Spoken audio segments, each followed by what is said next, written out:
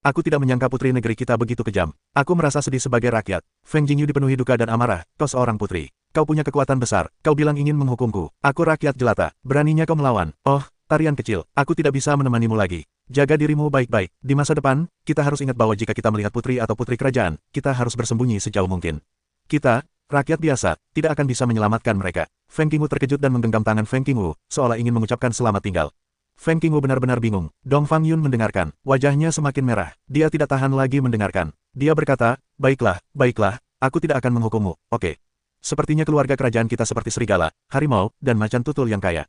Feng Jingyu melirik Dong Fang Yun, dan berkata dalam hati, gadis kecil, meskipun kau seorang putri, kau hanyalah anak kecil di hadapanku. Kau masih lembut saat berkelahi dengan saudaraku. Putri, kita sudah aman sekarang. Kita sudah pergi. Feng Jingyu tidak ingin menunda lagi. Masih ada 98 orang yang tersisa. Pada saat ini, sebuah suara datang dari langit. Feng Jingyu dan Dong Fang Yun sama-sama menatap langit. Mereka semua terkejut, dan seseorang telah menyelesaikan tugasnya. Feng Jingyu juga tidak ragu-ragu, menarik Feng Jingyu untuk segera pergi. Dong Fang Yun ingin mengatakan sesuatu tentang orang yang datang. Sebelum dia bisa berbicara, dia tidak melihat sosok Feng Jingyu. Bajingan, aku belum tahu namamu. Dong Fang Yun sangat marah sehingga dia menghentakkan kakinya. Sekarang aku sudah punya 8 poin, dan tarian kecil itu punya 6 poin. Aku masih perlu membunuh 8 atau 9 binatang roh. Angin mengejutkan Yu, menghitung dalam hati, dan berkata, putih kecil, di mana masih ada binatang roh? Pergi ke kiri, kata Xiao Bai. Feng Jingyu segera pergi ke kiri. Tak lama kemudian, ia bertemu dengan binatang roh 7 garis tingkat 2, kucing hutan 9 nyawa. Brengsek, kucing hutan 9 nyawa, orang ini sulit dihadapi, terutama karena nyawanya. Angin mengejutkan Yu, kucing hutan 9 nyawa akan diberikan kepadaku, kata Xiao Bai sambil tersenyum. Setelah itu, Xiao Ho meraung. Ketika kucing hutan 9 nyawa mendengar auman harimau Xiao Bai, ia langsung menggigil. Kucing itu juga sama, harimau lebih kuat dari kucing, tetapi juga harimau putih, dalam darahnya yang penuh dengan keunggulan yang menindas. Nak, sebutkan merek terkenalmu, atau kau tidak akan punya 9 nyawa, ancam Xiao Bai. 9 nyawa bobcat bertemu harimau putih, darahnya gemetar, suaranya gemetar, aku tidak bisa mengalahkannya. Kalau begitu aku akan membantumu. Xiao Bai berjalan ke sisi Jiuming Bobcat. Jiuming Bobcat berbaring di tanah dan membiarkan Xiao Bai menginjak tubuhnya. Xiao Bai menurunkan cap terkenal Nine Life Bobcats, lalu berkata kepada Nine Life Bobcats, kau boleh berguling. Jika Nine Life Bobcats diberi amnesti, mereka segera berlari keluar dan menghilang. Xiao Bai mengambil cap terkenal itu dan melemparkannya ke Feng Jingyu. Ia berkata, lihat, ini adalah prestise harimau putih. Feng Jingyu mengerucutkan bibirnya dan berkata, kau akan menakuti makhluk rendahan seperti kucing. Kucing jenis apa? Xiao Bai ragu. Feng Jingyu berkata, tidak apa-apa, kau melakukannya dengan baik. Ketika Xiao Bai memuji dirinya sendiri, ia langsung berkata, itu sudah kodrat.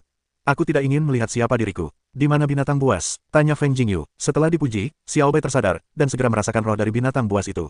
Ia berkata, langsung saja ke depan, ada makhluk roh, dan napasnya tidak lemah. Feng Jingyu segera membawa Feng Qingwu untuk pergi. Setelah berjalan agak jauh, ia melihat seekor naga sedang menggali lubang. Naga, itu tampak seperti terenggiling, tetapi jauh lebih kuat daripada terenggiling. Ia telah mencapai tingkat kedua dan 6 pola. Melihat kemunculan manusia, penggali lubang itu menggali lubang besar dalam sekejap mata. Sebuah hantaman keras dari tanah, seperti hantaman keras dari tanah. Naga itu langsung terhempas dari tanah. Kemudian ia marah dan meraung ke arah Feng Qingwu, tetapi ia berbalik dan melarikan diri. Apakah orang ini terlalu penakut? Feng Jingyu terkejut dan tidak berkata apa-apa. Meskipun naga itu disebut naga, ia sangat penakut dan hanya bisa menggali lubang untuk melarikan diri, kata Xiao Bai dengan nada meremehkan. Feng Jingyu segera menyusulnya, dan kemudian belati itu terlempar ke masa lalu, dengan kekuatan guntur yang sangat cepat. Naga itu tidak bisa menghindar sama sekali. Ia ditusuk oleh belati dan dipaku ke tanah. Naga itu terus berjuang, dan Feng Jingyu menghampiri naga di depannya, menarik tanda nama naga itu. Aku tidak akan membunuhmu, tapi kaulah yang harus bertahan hidup. Feng Jingyu mencabut belatinya, lalu berbalik dan pergi. Darah naga mengalir deras di sekujur tubuhnya, dan tanpa peduli darahnya, ia menggali lubang besar dan menghilang. Feng Jingyu memberikan tanda nama naga itu kepada Feng Qingwu. Dengan cara ini, Feng Qingwu memiliki 8 poin. Di bawah pengaruh Xiao Bai, Feng Jingyu menghemat banyak waktu dalam mencari makhluk roh itu. 96 tempat tersisa. Sebuah suara datang dari atas. Sekarang, 2 orang sudah menyelesaikan tugasnya. Akan butuh waktu lama sebelum aku mendapatkan 3 poin. Roh dan binatang buas di sini sangat kuat. Senang rasanya masih hidup. Bagaimana seseorang bisa menyelesaikan tugas secepat itu? Bahkan jika kita ingin bertarung melampaui level, kita harus menemukan setidaknya 8 binatang buas.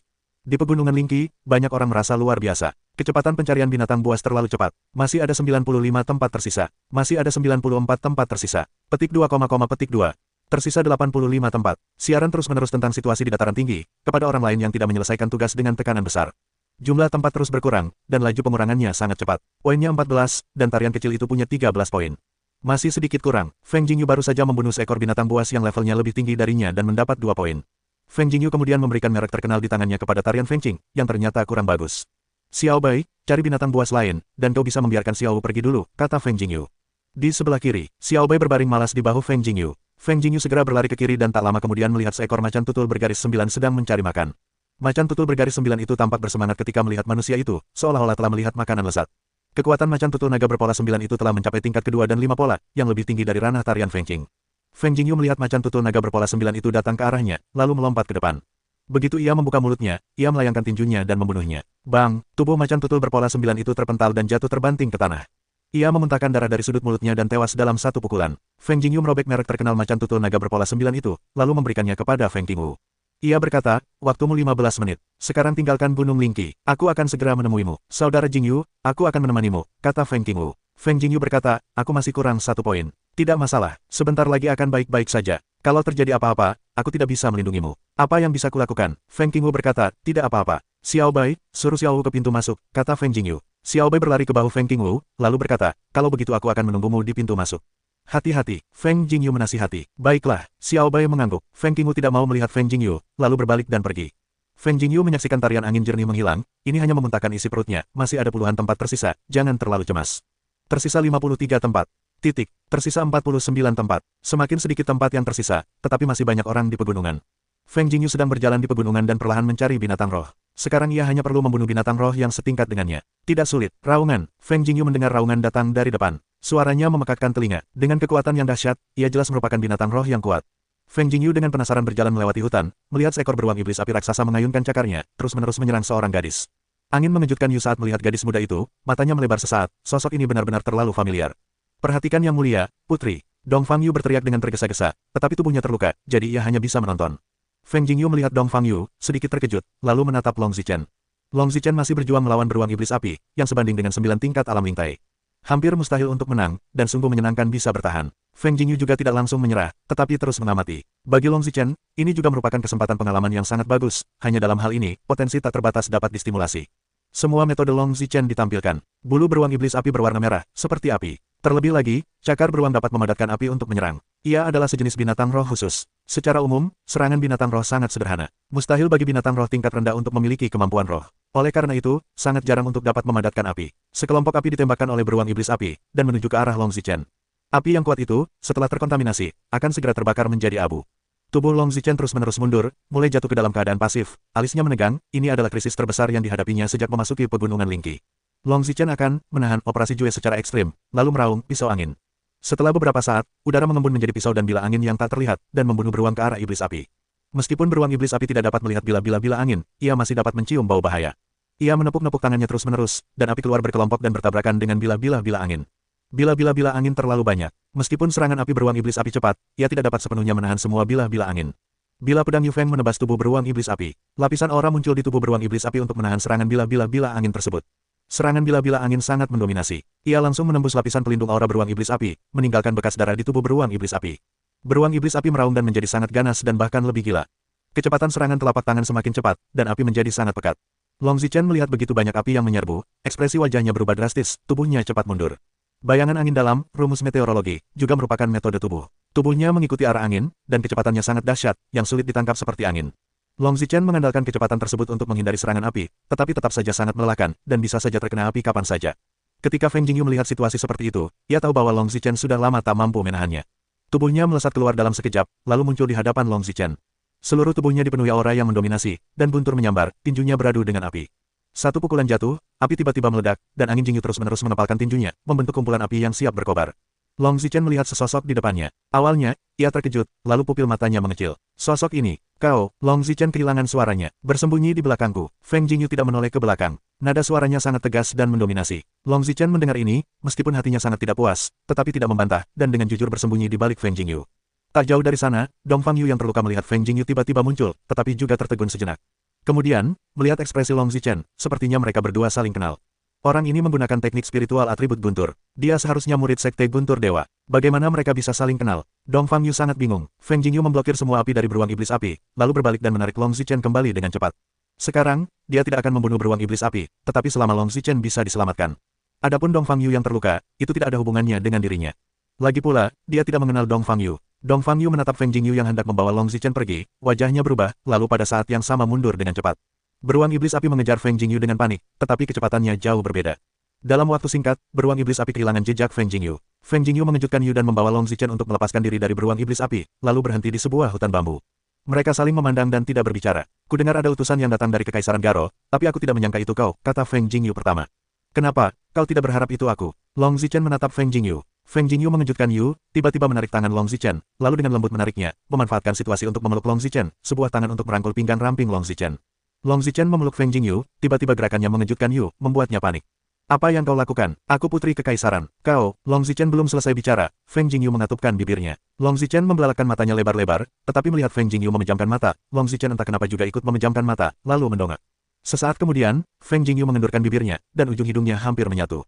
Ia bisa merasakan napas mereka. Di mataku, kaulah satu-satunya yang kurindukan, kata Feng Jingyu. Long Zichen menatap Feng Jingyu, di hadapan seseorang ini, bagaimana mungkin ia tidak menjadi orang yang selalu ia pikirkan siang dan malam. Benarkah? Tanya Long Zichen. Langit dan bumi bisa saling belajar. Feng Jingyu berkata, sejak kau pergi, aku tidak tahu kapan aku bisa bertemu denganmu. Kurasa itu akan memakan waktu lama. Kurasa aku cukup kuat untuk menemukanmu. Long Zichen melihat perasaan yang sebenarnya di mata Feng Jingyu, dan rasa bahagia muncul di hatinya. Matanya memerah dan air matanya mengalir. Kali ini, aku tidak datang ke sini. Aku mencoba mendapatkannya. Aku hanya ingin bertemu denganmu, kata Long Zichen. Feng Jingyu memeluk Long Zichen erat-erat dan berkata, mungkin aku tidak cukup kuat sekarang, dan aku tidak bisa menandingimu, tapi aku akan berusaha sebaik mungkin. Suatu hari nanti aku akan menggunakan kekuatanku untuk membuktikannya kepada semua orang. Aku percaya itu akan datang suatu hari nanti. Long Zichen mempercayainya. Feng Jingyu kembali menyatukan bibirnya, dan mereka berlama-lama di hutan bambu. Masih ada 31 tempat tersisa. Tinggi di udara, situasi terkini disiarkan satu demi satu. Feng Jingyu dan Long Zichen berjalan keluar dari hutan bambu. Wajah mereka berdua memerah. Long Zichen yang tadinya sangat cantik kini memerah dan menawan. Zichen, jangan ungkapkan urusan kita untuk sementara waktu. Kali ini aku harus mendapatkan apa yang kuinginkan dengan usahaku sendiri. Feng Jingyu berkata dengan sungguh-sungguh. Long Zichen mengangguk dengan jelas. Jika orang-orang dinasti Daoyi tahu hubungannya dengan Feng Jingyu, mereka pasti akan memberikan mukanya, membuka pintu belakang untuk Feng Jingyu, atau menyanjungnya melalui Feng Jingyu. Singkatnya, hubungan terbuka mereka saat ini tidak baik. Long Zichen juga tidak mau terbuka. Sekali terbuka, tekanan yang dihadapi Feng Jingyu akan menjadi sangat besar. Kekaisaran Jialuo tidak akan pernah menyerah. Ketika saatnya tiba, kekuatan masa kini akan terlalu kuat untuk ditanggung. Aku akan selalu mendukungmu, apapun yang kau lakukan, kata Long Zichen. Feng Jingyu tertawa, lalu berkata, aku masih butuh orang terakhir untuk pergi. Kau juga pergi dulu. Xiao Bai menunggu di pintu masuk. Kau bisa pergi dan melihatnya. Apakah Xiao Bai ada di sini? Long Zichen berpikir tentang sesuatu yang sesat. Feng Jingyu berkata sambil tersenyum, kita tak terpisahkan. Long Zichen memutar bola matanya, ya, bandingkan aku dengan yang lain. Feng Jingyu mencubit dagu Long Zichen, menggodanya sambil tersenyum, kau adalah wanitaku, tak seorang pun bisa menggantikan posisimu, tak seorang pun bisa menggoyahkannya. Long Zichen tersenyum konyol, lalu berkata, itulah kodrat. Angin mengejutkan Yu dan mencium pipi Long Zichen, lalu berkata, bagus, kau pergi dulu, aku juga akan keluar nanti. Long Zichen mengangguk, lalu berbalik untuk pergi. Feng Jingyu menatap kepergian Long Zichen. Matanya penuh cinta dan kebahagiaan. Sampai Long Zichen menghilang sepenuhnya, Feng Jingyu menarik kembali pandangannya dan dengan cepat bergerak mencari makhluk roh. Sisanya, 23. Sisanya, 22. Petik 2, petik 2. 10 tempat tersisa. Di tempat latihan kerajaan, 90 orang telah keluar. Di pihak Shen Leizong, beberapa muridnya telah keluar. Selain itu, ada Feng Qingwu, Ning Yue, Zhao Ningning, Del. Setidaknya ada selusin orang dari klan lain, dan sisanya adalah anggota klan Markis dan talenta muda yang dikirim oleh beberapa pejabat tinggi. Masih ada 10 tempat tersisa. Mengapa Feng Jingyu belum keluar? Chu Yuan mengerutkan kening, yang merupakan hal yang paling tidak mengkhawatirkannya, tetapi dia tidak keluar saat ini. Dia khawatir, apakah ada kecelakaan? Liu Tianlei mengerutkan kening. Chu Yuan berkata, tunggu dan lihat. Bukankah Feng Jingyu itu sangat kuat? Kenapa kau belum keluar? Kurasa dia sudah mati di dalamnya, kan? Gumam Jinming, adik seperguruan Jinming, apakah benar-benar ingin dia mati di dalamnya? Tanya Yuan Luo. Jinming berkata, apa hubungannya dengan dia sampai dia tidak bisa mati? Masih ada 9 tempat tersisa. Pria tua di tempat kejadian berteriak. Mengapa saudara Jingyu belum muncul? Masih ada 9 tempat tersisa. Dengan kekuatan saudara Jingyu, tidak akan ada masalah. Feng Qingwu khawatir. Mengapa Dayu belum keluar? Feng Qingtian memandang ke samping Dewa Leizong, hanya melihat tarian Feng Qing dengan ragu. Feng Qingyang berkata, seharusnya tidak ada masalah. Ketika Feng Qingtian baru saja berbicara, Feng Qingyu muncul di pintu keluar.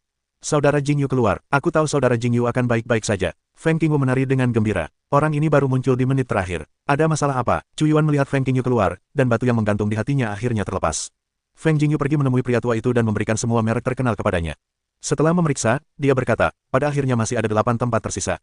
Angin mengejutkan Yu hingga tersenyum tipis, lalu berjalan menuju posisi Shen Hozong untuk lewat. Nak, ada apa denganmu? Chu Yuan tampak kesal. Feng Jingyu berkata sambil tersenyum, tidak apa-apa. Aku hanya berlatih cukup lama, asalkan aku bisa lolos ke babak berikutnya, terlepas kapan dia keluar. Jangan terlalu khawatir, gumam Chu Yuan. Feng Jingyu tertawa, lalu duduk di samping Feng Qingwu. Feng Qingwu berkata, kakak Jingyu, aku takut setengah mati. Kupikir kau akan melewatkannya. Bagaimana mungkin? Aku masih punya rencana. Angin mengejutkan Yu. Masih ada 7 tempat tersisa. 6 tempat. Petik 2 titik titik titik. Yang terakhir, setelah peserta terakhir keluar, lelaki tua itu berkata, kuota sudah penuh. Selamat kepada 100 peserta teratas yang lolos ke babak selanjutnya. Semua peserta yang belum lolos akan meninggalkan Gunung Lingqi. Setelah setengah jam, pintu masuk akan ditutup. Di Pegunungan Lingqi, banyak orang yang depresi dan tidak mau menerima kabar tersebut. Ada yang hanya kekurangan 1 poin, dan yang lainnya bahkan lebih sedih. Mereka telah mengumpulkan 15 poin, tetapi mereka hanya selangkah terlambat. Bagaimana mungkin itu terjadi? Aku tidak mau, aku sudah mengumpulkan 15 poin. Kenapa aku tidak bisa lolos ke babak selanjutnya? Banyak orang mengungkapkan ketidakpuasan mereka setelah keluar. Itulah aturannya, kalian semua tereliminasi. Pria tua itu mengumumkannya tanpa ampun. Meskipun mereka tidak puas, mereka tidak berani melakukan tindakan lain di istana. Mereka hanya bisa mengakui kekalahan. Pria tua itu melanjutkan, mereka yang belum masuk 100 besar bisa meninggalkan istana sekarang. Mereka yang masuk 100 besar akan tinggal di istana, dan pertandingan kedua akan diadakan besok. Pada babak pertama kompetisi, tidak ada anggota keluarga kerajaan yang muncul, dan hanya orang tua yang dikirim untuk memimpin kompetisi. Ini menunjukkan bahwa kompetisi pertama hanyalah pembuka, yang jauh dari mampu menarik perhatian keluarga kerajaan. Setelah itu, 100 orang pertama diatur untuk tinggal di tempat-tempat tertentu, menunggu kompetisi keesokan harinya. Dengarkan semua 100 peserta teratas. Aktivitas kalian terbatas di area ini. Kalian tidak diizinkan memasuki tempat lain. Jika melanggar aturan, kalian akan dibunuh. Suara lelaki tua itu terdengar di istana ini. Semua orang telah mendengar bahwa mereka harus jujur di istana. Dibandingkan dengan keluarga kerajaan, mereka bukan apa-apa. Saudara Jingyu, ayo jalan-jalan. Feng Qingwu sedang dalam suasana hati yang baik. Feng Jingyu mengangguk. Meskipun dia mengatakan bahwa dia hanya bisa bergerak di area ini sangat luas. Bahkan jika dia berjalan-jalan, itu akan memakan waktu setidaknya setengah jam. Istana ini begitu besar sehingga dapat dibandingkan dengan sebuah kota. Banyak peserta tidak ingin tinggal di ruangan itu, mereka semua keluar untuk berjalan-jalan. Itu adalah apa yang disebut jalan musuh yang sempit. Feng Jingyu dan Feng Qingwu berjalan sebentar, mereka melihat Zhang Tiandao dan seorang pemuda yang mengenakan pakaian indah yang sama sedang menghadapinya. Setelah melihat angin, wajah Zhang Tiandao menjadi muram dan berkata dengan suara dingin, dalam konferensi ini, aku pasti akan menginjakmu dan memohon belas kasihan. Feng Jingyu berkata sambil tersenyum, itu tergantung pada apakah kamu memiliki kemampuan ini. Jika kamu memiliki lebih banyak jimat, mungkin kamu bisa. Nada bicara Feng Jingyu penuh dengan sarkasme. Zhang Tiandao tentu saja mendengar bahwa Feng Jingyu sedang menyindirnya karena menelan jimat untuk memiliki kekuatan seperti itu. Meski begitu, dia tidak mengalahkan Feng Jingyu pada akhirnya, tetapi melarikan diri dalam kebingungan. Saudara Tiandao, siapakah pria ini? Tanya pemuda di samping Zhang Tiandao. Seorang murid sekte Shenlei, kata Zhang Tiandao. Shenlei Zong sudah lelah hidup, bahkan markis kecil dari rumah besar Tianlu berani menyinggungnya, teriak pemuda itu. Siapa kau? Apa hubungan antara Zhang Tiandao dan aku? Anjing itu memelihara tikus. Angin mengejutkan Yu dengan nada membentak yang tidak sopan. Setelah mendengar ucapan itu, wajah pemuda itu tiba-tiba menjadi muram dan berkata dengan marah, aku putra Jenderal Yunqi. Yun Zongtian, kau berani menghinaku, dan kau akan mati. Feng Jingyu berkata, apakah kau ingin mulai dari sini? Pemuda itu menyipitkan matanya dan berkata, meskipun pertarungan pribadi dilarang di sini, aku pasti akan membuatmu tidak dapat bertahan hidup atau mati dalam kontes berikutnya. Baiklah, mari kita lihat siapa yang bisa bangga sampai akhir. Angin mengejutkan Yu dan mencibir. Nikmati waktumu sekarang, kau tidak punya banyak waktu. Saat kau mati, aku akan menjaga gadis di sampingmu dengan baik. Langit di awan tertawa. Petik 2. Feng Jingyu langsung memuntahkan ludahnya dan meledakkannya ke mulut langit di awan yang terbuka. Langit di awan langsung tertegun. Operasi apa ini? Wow, setelah itu, langit di awan langsung merasa mual dan langsung muntah. Aku tidak bisa membunuhmu sekarang, tapi aku akan membuatmu jijik sampai mati. Angin mengejutkan Yu dan mendengus dingin. Kau, Zhang Tiandao juga jijik ke samping, yaitu memikirkan gambar itu semua ingin muntah. Wow, awan di langit merasa perutnya ingin muntah, masih merasakan mual yang tak tertandingi. Kau muntah saja perlahan, aku tidak mau bersamamu. Angin mengejutkan Yu, menatap kedua orang itu dengan ekspresi wajah pucat, lalu tertawa. Kau, langit di awan ingin mengatakan sesuatu, tetapi tiba-tiba saja ia keluar. Angin mengejutkan Yu dengan wajah yang tidak suka, putra jenderal besar, sungguh menjijikan, sungguh tidak berpendidikan. Paru-parunya hampir meledak di awan, tetapi sekarang ia hanya bisa muntah dan tidak melakukan apa-apa. Seorang pejalan kaki melihat ludah berceceran di tanah, menutupi mulutnya dengan ekspresi jijik, lalu segera berlalu. Brengsek, aku tidak akan membiarkanmu pergi.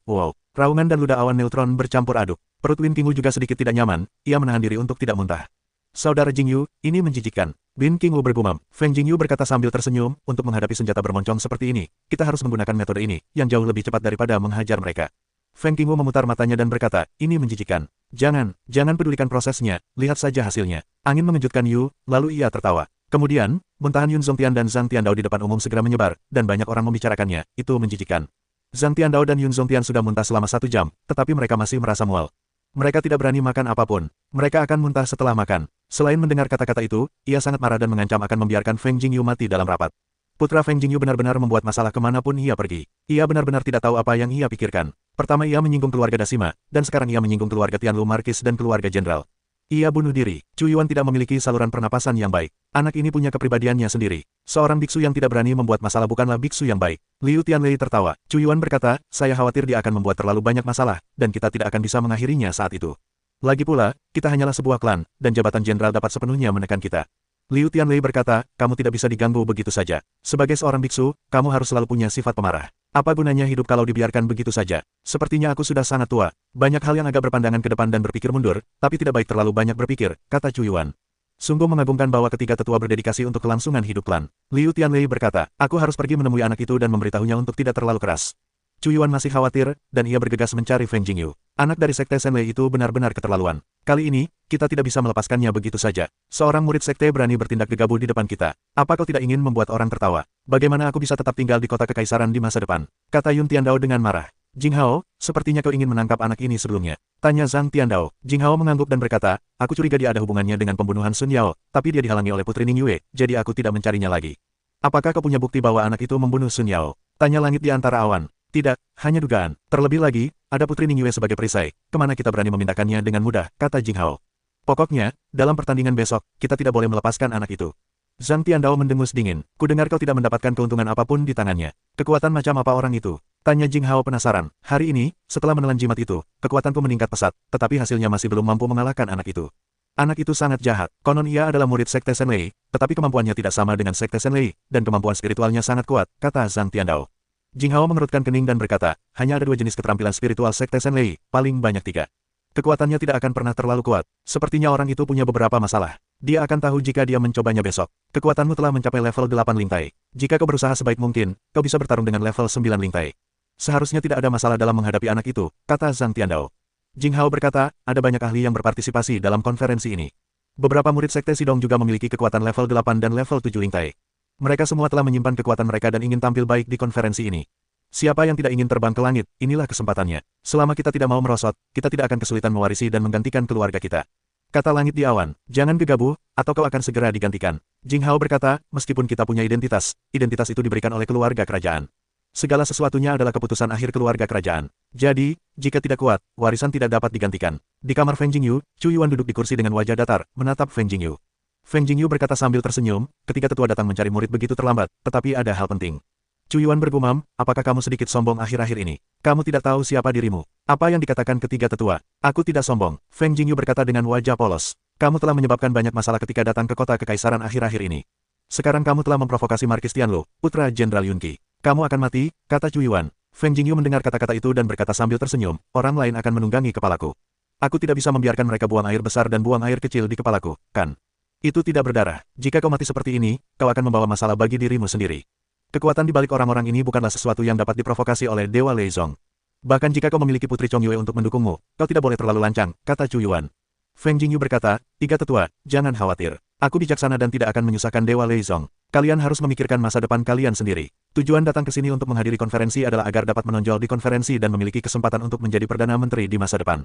Chu Yuan berkata dengan getir. Feng Jingyu tersenyum dan berkata, ketiga tetua tidak begitu percaya padaku. Aku bukan orang bodoh seperti itu. Chu Yuan menghela napas dan berkata, singkatnya, aku sudah mengatakan apa yang seharusnya aku katakan. Jaga baik-baik, jangan sampai menyesal nanti. Terima kasih banyak sudah mengingatkanku. Tolong ingat, angin mengejutkan Yu Bao Kuandao. Chu Yuan melambaikan tangannya dan berkata, baiklah, kalian bisa beristirahat dengan baik dan berusahalah untuk menjadi luar biasa besok. Besok, keluarga kerajaan dinasti Daoi akan datang, dan utusan kekaisaran Jialuo juga akan datang, jadi ini adalah kesempatan penting. Petik 2. Aku tahu, Yu yang terkejut mengangguk. Chu Yuan meninggalkan kamar Feng Jingyu. Setelah Feng Jingyu mengantar Chu Yuan pergi, ia tidak meninggalkan kamarnya. Ia menyimpan energinya di kamar dan menunggu kompetisi hari berikutnya. Setelah babak pertama penyaringan, mereka yang bisa masuk babak kedua pada dasarnya adalah orang-orang dengan keterampilan yang baik, sehingga kompetisi berikutnya tidak akan begitu mudah dan akan semakin sulit. Keesokan paginya, semua peserta yang masuk babak kedua sudah siap, dan berjalan menuju tempat latihan. Feng Jingyu dan Feng Qingwu juga datang ke tempat latihan lebih awal. Mereka bersiap untuk mencari tempat duduk. Mereka melihat Zhang Tiandao dan Yun Zong Tianji juga datang ke tempat latihan.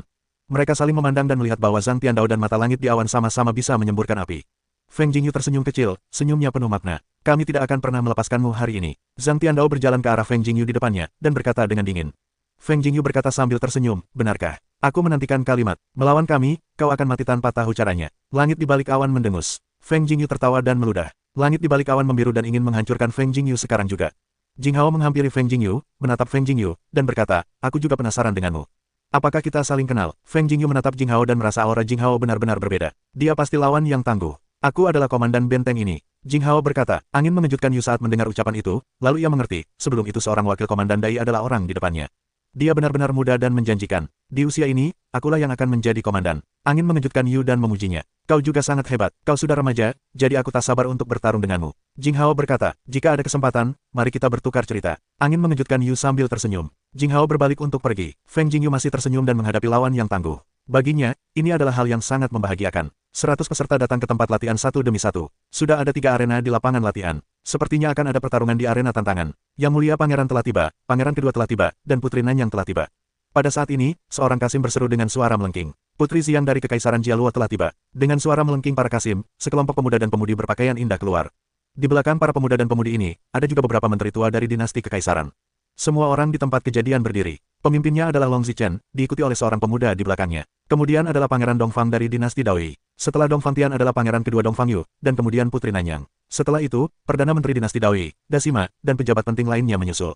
Semua orang yang hadir memberi hormat satu demi satu, dengan penuh hormat. Mereka semua jenius, tetapi di hadapan keluarga kerajaan, mereka bukanlah apa-apa. Long Zichen duduk di tengah, di samping pemuda berdiri di belakang Long Zichen, lalu di sebelah kiri adalah Dongfang Tian, dan di sebelah kanan adalah Dongfang Yu dan Putri Nanyang, Dongfang Yun. Para menteri tua itu hanya bisa duduk di samping, dengan hormat, tidak berani bersikap santai sedikitpun. Yang Mulia Xiang, yang berpartisipasi dalam putaran pertama kompetisi kemarin, tidak tahu bahwa saya bisa masuk ke generasi muda dinasti kerajaan dan masuk ke Yang Mulia Putri. Tanya Dongfang Tian. Long Zichen berkata, sungguh bagus. Bahkan jika bakat orang-orang ini ditempatkan di negara Jialuodi, mereka semua luar biasa. Ada begitu banyak orang berbakat di dinasti Daoi. Dongfang Tian berkata sambil tersenyum, meskipun mereka memiliki bakat yang luar biasa, mereka masih memiliki kekurangan tertentu dengan bakat kekaisaran. Soal bakat, hanya saja kondisi kultivasinya berbeda. Long Zichen berkata ringan, kemudian tatapannya tertuju pada Feng Jingyu, dengan sedikit rasa sayang di matanya, namun ia segera menutupi masa lalunya, lalu berkata, waktunya sudah dekat, ayo kita mulai. Dongfang Tian mengangguk dan berkata, bagus. Setelah itu, Dongfang Tian memberi isyarat. Kemarin, lelaki tua itu muncul kembali di tempat latihan. Kompetisi hari ini dibagi menjadi 2. Yang pertama adalah ujian Gua Hong Huang, tetapi siapapun yang bisa keluar dari Gua Hong Huang dianggap lulus. Yang kedua adalah kompetisi arena tantangan, yang akan menghilangkan setengah dari penduduknya. Selanjutnya, uji terowongan banjir pertama, kata lelaki tua itu dengan lantang. Pria tua itu berkata, dengan lambaian tangannya, sebuah pintu masuk melingkar muncul di kehampaan, dan berkata, semua peserta memasuki Gua Hong Huang. Hanya mereka yang bisa keluar yang memenuhi syarat untuk mengikuti kompetisi kedua. Kalian boleh menyerah di tengah jalan. 100 orang memasuki pintu masuk satu demi satu. Setelah memasuki pintu masuk, mereka tiba di sebuah gua besar yang dapat menampung 100 orang. Konon ada banyak organ di Gua Hong Huang. Jika kalian ingin keluar dari gua tanpa kekuatan tertentu, kalian tidak akan berhasil sama sekali. Ada banyak orang yang meninggal di sini. Kita harus berhati-hati. Jika kita tidak hati-hati, kita akan mengubur tulang-tulang kita di sini. Ini adalah tempat di mana anggota keluarga kerajaan melanggar adat istiadat dan tempat anggota keluarga kerajaan dihukum. Jika mereka melakukan kesalahan besar, mereka dapat keluar dari gua di tanah banjir, dan semua kejahatan dapat ditebus di sana. Sangat mengerikan. Banyak orang mulai berbicara di pintu masuk gua dan menceritakan apa yang mereka ketahui. Setelah mendengar pidato itu, beberapa orang yang tidak mengetahuinya merasa ngeri. Mereka tak kuasa menahan rasa takut. Dimanapun dia berada, akankah dia menyerah sebelum memasuki gua? Saat jenius pertama sekte Liang, putra sang patriark, melangkah maju. Konyol sekali mereka begitu penakut. Zhou Gu, seorang murid sekte Taiyin, mencibir. Aku pergi dulu. Kalian bisa menunggu di sini, kata awan api sekte Shenhuo, melangkah masuk ke dalam gua. Pergilah, cepat masuk, meskipun itu lautan api, tapi juga untuk menerobos. Beberapa orang meraung, seolah-olah mereka sedang memberanikan diri. Beberapa orang tak mau takut hanya dengan sepatah kata, dan berjalan menuju gua satu demi satu. Feng Jingyu menatap angin dan berkata, jika di dalam gua benar-benar berbahaya, kalian akan mundur. Feng Qingwu mengangguk dan berkata, saudara Jingyu, kalian harus mengisi tenaga dan berhati-hati.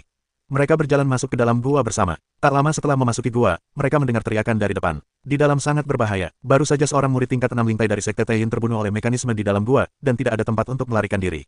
Sebaiknya kita mundur, kekuatan seperti itu tidak akan mampu menembusnya. Beberapa orang melihat kematian tragis di depan mereka. Mereka begitu ketakutan sehingga mereka mulai mundur dari istana dan langsung mundur dari istana. Lingtai tingkat 6 terbunuh seketika. Angin mengagetkan Yu, dan hatinya terguncang. Saudara Jingyu, sebaiknya aku menyerah. Aku tidak ingin menjadi bebanmu. Aku menunggu kabar baikmu. Tarian Feng Qing memiliki pengetahuan diri. Feng Jingyu juga tahu bahwa hampir mustahil untuk menembus kekuatan tarian Feng Qing. Jika kau membawa tarian Feng Qing, kalian berdua harus tinggal di sini. Feng Jingyu mengangguk dan berkata, bagus, aku menunggu kabar baik darimu. Saudara Jingyu, ayo. Tarian Feng Qing menyemangatinya. Feng Jingyu mencubit ujung hidung Feng Qingwu dan berkata, aku pergi dulu. Baiklah, Feng Qingwu mengangguk, menatap Feng Jingyu yang hendak pergi. Sebenarnya, hatinya masih lebih sedih, sudah pernah ke sini, tetapi tidak bisa pergi sampai akhir. Lagi pula aku sudah pernah ke sini. Tarian Feng Qing hanya bisa menghibur diri dengan cara ini. Ada banyak organ di dalam gua. Feng Jingyu melihat banyak orang telah kembali dan tidak berani melanjutkan. Feng Jingyu melihat ada mekanisme di depannya. Ada darah dan mayat di tanah. Beberapa orang terbunuh di sini. Pada saat yang sama, kewaspadaan alam semesta terhadap King Kong meningkat, dan kemudian ia harus berjaga-jaga terhadap angin. Feng Jingyu menatap ke depan, kekuatan guntur di sekujur tubuhnya meletus, lalu tubuhnya bagaikan kilatan petir. Kecepatannya luar biasa. Seseorang melihat pemandangan ini dan benar-benar terkejut. Apakah sekte Shenlei memiliki kemampuan spiritual seperti itu? Orang ini sepertinya meludah di awan dan di langit. Bunga yang indah. Boom, boom. Tepat saat angin mengguncang alam semesta, mekanisme di depannya langsung terpicu. Serangkaian cahaya mengerikan melesat keluar. Cahaya itu sebenarnya masih mengandung aura, yang sangat mengerikan. Jika teriris di tubuh, ia pasti akan mati. Feng Jingyu mengandalkan guntur untuk mengejutkan Hongbu, dan dengan cepat menghindari cahaya itu. Hanya sesaat, cahaya listrik itu berkata begitu. Baru saja, Feng Jingyu menghindari puluhan serangan. Hampir saja, angin mengejutkan Yu. Ini baru permulaan. Aku tidak tahu apa yang lebih mengerikan di belakang. Feng Jingyu tahu bahwa kekuatan orang yang bisa melewati level pertama telah mencapai level ke-6 alam lingtai. Ini setara dengan eliminasi semua orang di bawah lantai 6 lingtai. Kemungkinan eliminasinya relatif besar. Feng Jingyu melihat banyak orang yang meninggalkan aula. Feng Jingyu terus bergerak maju, dan tidak ada orang lain yang terlihat di depannya. Ia tidak berani lengah di sepanjang jalan. Ia sangat berhati-hati. Ada mayat, pasti ada mekanisme di sini. Feng Jingyu melihat mayat di depannya, dan menjadi lebih berhati-hati. Feng Jingyu memandangi mayat itu. Sepertinya ia telah disayat hingga tewas oleh pisau acak. Banyak luka di sekujur tubuhnya, dan daging serta darahnya berlumuran darah. Sungguh tragis kematiannya. Jika ingin menembus organ-organ ini, kecepatannya harus memadai. Feng Jingyu sekali lagi menggunakan langkah cepat bak guntur, dan tubuhnya melesat dengan swoosh. Pada saat itu, terdapat banyak daoki yang sangat kuat, cepat, dan saling bersilangan. Angin yang berhembus membuat Yu tercengang. Serangan sepadat itu, berapa banyak orang yang bisa mengandalkan kekuatan mereka sendiri untuk melewatinya.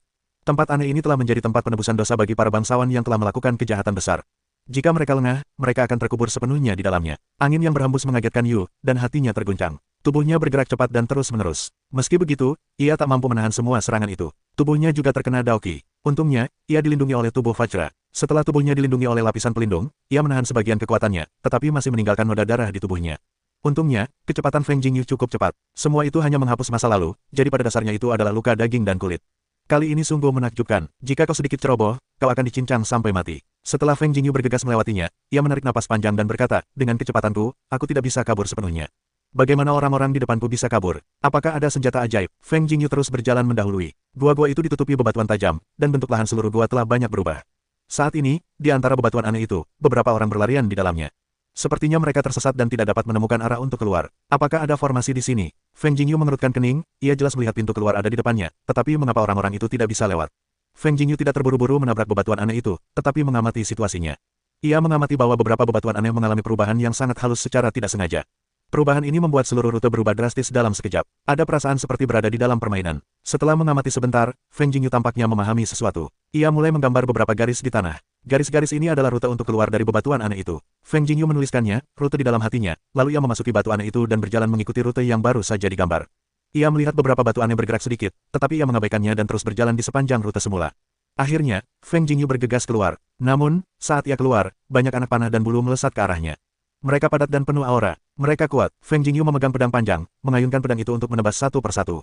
Sambil mengayunkan pedangnya, tubuh Feng Jingyu juga bergerak cepat dan bergegas keluar dari hujan anak panah. Setelah keluar dari hujan anak panah, Feng Jingyu tiba di tanah terbuka, di mana tanahnya dilapisi dengan banyak ubin lantai. Setiap ubin memiliki ukuran dan bentuk yang sama. Feng Jingyu berdiri di pintu masuk tanah terbuka ini dan tidak berani maju. Pasti ada mekanisme di sini, tetapi tidak ada darah. Feng Jingyu tidak dapat menilai mekanisme seperti apa itu. Feng Jingyu ragu-ragu sejenak, dan kemudian bersiap, tubuhnya dengan cepat bergegas keluar. Ketika ia menginjak ubin lantai pertama, ada 3 ujung pedang keluar dari bawah ubin lantai. Tubuh Feng Jingyu segera menyala dan jatuh di ubin lantai lain. Pada saat ini, ubin lantai itu tenggelam. Feng Jingyu melompat dan hendak jatuh di salah satu ubin lantai. Tanpa diduga, semua ubin lantai di sana runtuh, dan sebilah pedang pendek muncul dari bawah. Ekspresi Feng Jingyu langsung berubah, menyadari mekanisme di sini sangat berat. Sepertinya sudah diatur, Feng Jingyu meletakkan kakinya di atas 2 pedang pendek. Dengan bantuan kekuatan kedua pedang pendek itu, ia tiba-tiba melayang di udara, dan tubuhnya mengerahkan kekuatan 2 kali, yang mengubah arah pendaratan.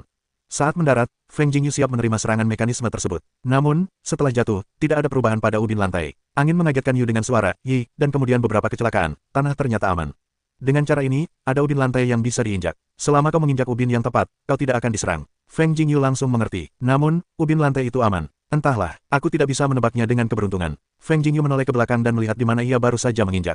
Di area itu, sepertinya ada ubin lantai yang belum dipindahkan. Kemudian, Feng Jingyu melihat ubin lantai yang diinjaknya. Setelah berpikir sejenak, Feng Jingyu melihat sekeliling. Seharusnya ada petunjuk di sekitar. Jika tidak ada petunjuk, mustahil untuk memiliki masa lalu yang tenang. Kemudian, Feng Jingyu melihat bahwa beberapa benda sengaja dihapus dari atas gua. Dilihat dari jejaknya, benda-benda itu masih baru dan seharusnya dihancurkan oleh orang-orang yang baru saja lewat. Seharusnya itu petunjuk, tapi sekarang sudah hancur total. Feng Jingyu tersenyum pahit tanpa daya, ini pasti karena beberapa orang tidak menginginkannya atau orang-orang di belakangnya. Feng Jingyu menggelengkan kepalanya, lalu memutuskan untuk menjelajah sendiri. Tangan kanan Feng Jingyu berputar, sebuah belati muncul di tangannya, lalu ia melemparkannya ke arah ubin lantai. Pedang pendek itu menusuk ubin lantai, dan beberapa ujung pedang muncul di ubin lantai, yang terang dan berkilauan dengan cahaya dingin. Tidak, Feng Jingyu mengambil kembali belati itu dan mencoba lagi. Ia kurang beruntung, hampir semua ubin lantai di dekatnya dicoba ke satu sisi, dan akhirnya menemukan yang aman. Tubuh Ye Chen melompat, dan kemudian terus mencoba menemukan ubin lantai yang aman. Ketika Feng Jingyu menemukan ubin lantai keempat yang aman, Feng Jingyu menoleh ke belakang, dan matanya tiba-tiba berbinar dan berkata, begitulah. Bentuk ini sangat mirip dengan biduk. Feng Jingyu menurut tebakannya, dan kemudian mulai memiliki tujuan untuk mencoba. Setelah mencoba 2 kali, menemukan ubin lantai kelima. Ini benar-benar mirip biduk. Feng Jingyu sangat yakin, dan kemudian berdasarkan bentuk biduk, mudah untuk menemukan 2 ubin aman yang tersisa. Feng Jingyu berjalan melewati area ini. Melihat ke belakang, seluruh ubin lantai mengalami perubahan besar. Sepertinya setiap saat, ubin lantai yang aman akan berubah. Ubin lantai yang awalnya aman menjadi tidak aman, ubin lantai yang tidak aman menjadi aman. Desain yang cerdik, sehingga tidak ada yang bisa mengikuti langkah orang-orang di depan, seru Feng Jingyu. Boom! Kemudian, Feng Jingyu mendengar suara getaran hebat yang datang dari depan. Ia terkejut dan berjalan ke depan. Setelah berjalan cukup jauh, Feng Jingyu melihat Meng Hao, Yun Tianhuo, Jing Hao, dan yang lainnya terhalang di sini. Di depan orang-orang ini, terdapat saluran air yang panjang. Di kedua sisi saluran air terdapat dinding batu. Ada lubang-lubang kecil di dinding batu tersebut. Di tengah saluran air, sebuah tongkat sebesar tiang bambu digunakan sebagai jembatan kayu tunggal. Jangan dipikirkan, itu adalah lubang di dinding batu. Lubang itu pasti digunakan untuk melancarkan serangan. Sepertinya kekuatan serangan ini sangat dahsyat. Bahkan jika orang-orang yang menerobos penghalang diberitahu, mereka mungkin tidak akan berhasil menerobos. Ini sungguh sangat sulit. Jika kau bisa terbang, itu akan jauh lebih mudah. Ketika Feng Jingyu masuk dan melihat lagi, ia melihat 3 mayat tergeletak di jalur air. Kekuatan ketiga mayat ini telah mencapai tingkat ke-6 alam lingkai sebelum mereka mati di sini. Fakta bahwa ketiga mayat ini mampu menembus penghalang sebelum kematian mereka juga menunjukkan bahwa mereka tidak lemah.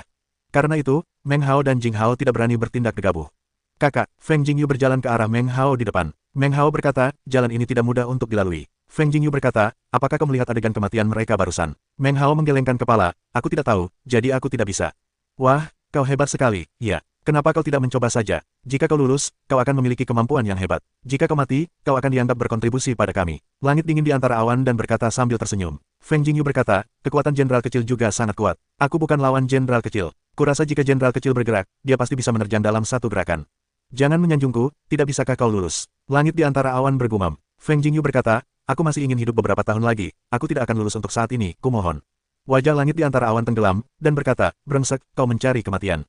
Saudara Yun, ini bukan masalah kekuatan fisik. Sebaiknya aku mencari cara untuk melewatinya. Meng Hao berdiri dan berkata, apa yang bisa kita lakukan dalam situasi ini? Cara terbaik adalah mencari seseorang untuk mencoba. Anak ini sangat hebat. Langit di awan menunjuk ke arah Feng Jingyu, dan Feng Jingyu masih tersenyum, dengan sedikit makna di senyumnya. Meng Hao berkata sambil tersenyum, adikku hanya level 6 lingkai, jika kau mencoba, kau akan mati.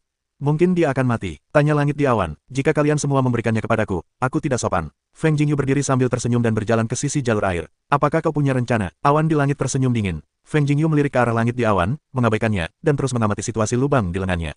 Ye Chen melemparkan belatinya, yang melesat di udara. Ketika ia memasuki area perairan, suara mesin yang menutupi ruangan itu berasal dari lubang kecil, lalu serangkaian tombak berlengan tebal berterbangan keluar. Melihat pemandangan ini, Feng Jingyu terkejut dan tahu bagaimana menghindari risiko. Adik seperguruan Feng, kau tidak anggun dan sombong. Meng Hao maju untuk membujuknya.